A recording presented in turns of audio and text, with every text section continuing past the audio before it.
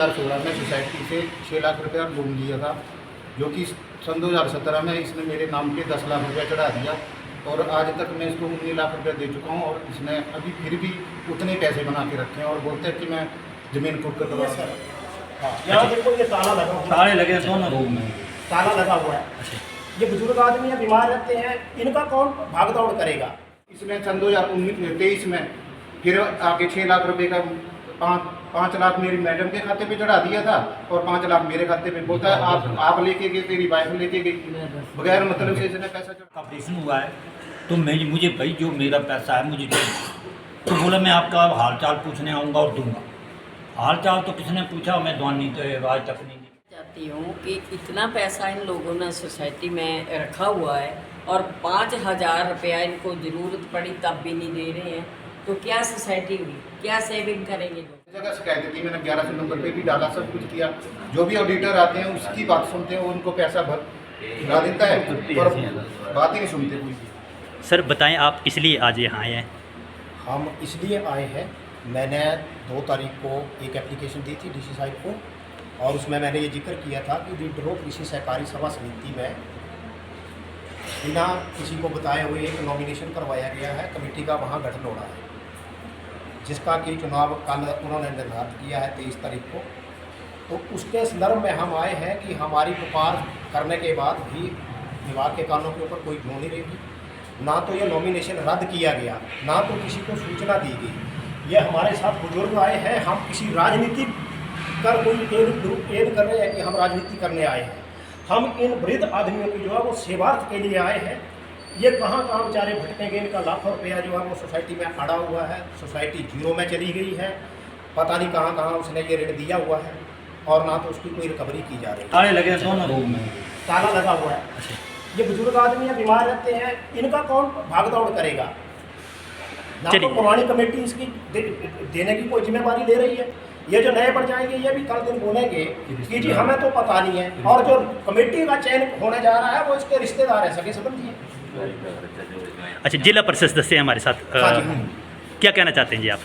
मैं ये कहना चाहती हूँ कि इतना पैसा इन लोगों ने सोसाइटी में रखा हुआ है और 5,000 रुपया इनको ज़रूरत पड़ी तब भी नहीं दे रहे हैं, तो क्या सोसाइटी हुई, क्या सेविंग करेंगे लोग, किस लिए करेंगे। जब ये सोसाइटियाँ वाले ऐसे कर रहे हैं तो ये सेविंग जो की जाती है तो अपने इसके लिए की जाती है कि मुझे ज़रूरत पड़े तो जब भी हम रात को बड़े बैंक बंद हों। आपको क्या बोला कि 5,000 रुपये के लिए? मैंने बोला सर मैं 3 साल से पहले इस पैसे को सेविंग रखा, मेरा हार्ट का ऑपरेशन हुआ है तो मुझे भाई जो मेरा पैसा है मुझे दे। तो बोला मैं आपका हाल चाल पूछने आऊँगा और दूंगा। हाल चाल तो किसने पूछा, मैं दवानी तो आज तक नहीं दी। 10,000 रुपये तक। आप क्या चाहते हैं जो कल जो इलेक्शन हो रहा है वो नहीं होना चाहिए। नहीं होना चाहिए। तो अभी जैसे यहाँ पे जो कोऑपरेटिव सोसाइटीज़ के इंस्पेक्टर हैं वो तो नहीं मिले हैं, इसके आगे आप क्या करेंगे? हम तो साहब एप्लीकेशन लेकर आए थे कि हमारे में अभी किसके पास जाएं। SDM एसडीएम के पास जाएंगे सर हम। ठीक है जी।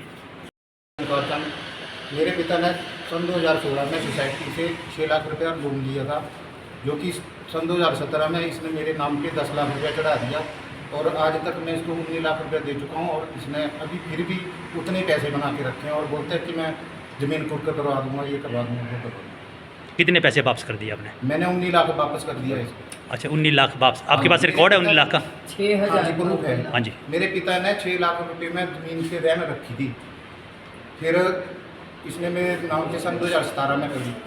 8-9 महीने में इसने 4 लाख ब्याज जोड़ दिया। ऐसी कौन सी सोसाइटी है जिसमें 8 महीने में 6 लाख पे 4 लाख ब्याज बन जाता है? तो आपने शिकायत की कहीं? मैंने कहीं सब हर जगह शिकायत की, मैंने 1100 नंबर पे भी डाला, सब कुछ किया। जो भी ऑडिटर आते हैं उसकी बात सुनते हैं, उनको पैसा भरा देता है और बात ही नहीं सुनते कोई भी। अच्छा, अब आपका अगला कदम क्या रहेगा? मेरा अगला कदम यही है, मैं कोर्ट केस करना है उसके ऊपर। ठीक है। और किया हुआ भी है, कल इसकी तारीख भी कल उधर बुलाया हुआ है। ठीक है, ठीक है जी। तो आप भी चलिए। चाहते हैं कि चुनाव नहीं होना चाहिए? हाँ जी, ये नहीं होना चाहिए चुनाव। ऐसे लोगों को चुनाव क्या होने चाहिए, जो है ही बेईमान लोग, वो कैसे चुनाव लड़ेंगे।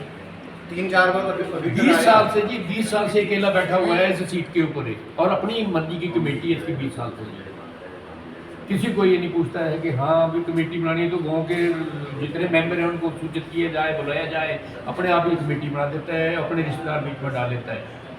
चलिए ठीक है जी। जो भी इसने मतलब वो बनाए हैं, क्या बोलते हैं उसको, जो बनता है सदस्य। प्रनोट, जो प्रनोट है उसके ऊपर इसने अपनी मर्जी से ही लोगों के साइन कर दिए और हमारे भी फर्जी साइन किए हुए हैं। तो फ्रॉडरी है, फ्रॉडरी कोर्ट में होगी। और बोलता है कि आपने पैसे दिए हुए हैं, आपने साइन किए हुए हैं। अच्छा अच्छा।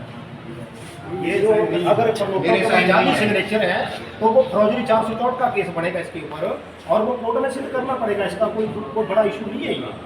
हाँ वो प्रकाश सर 464 का इसके ताऊ ने गवाही उधर जा रहे पता ही नहीं, इस गवाही पर मैंने आज तक मैंने ना आज तक इसकी सोसाइटी से 1 रुपया भी नहीं लिया है। जो भी पैसा लेके गया था मेरे पापा लेके गए थे 6 लाख।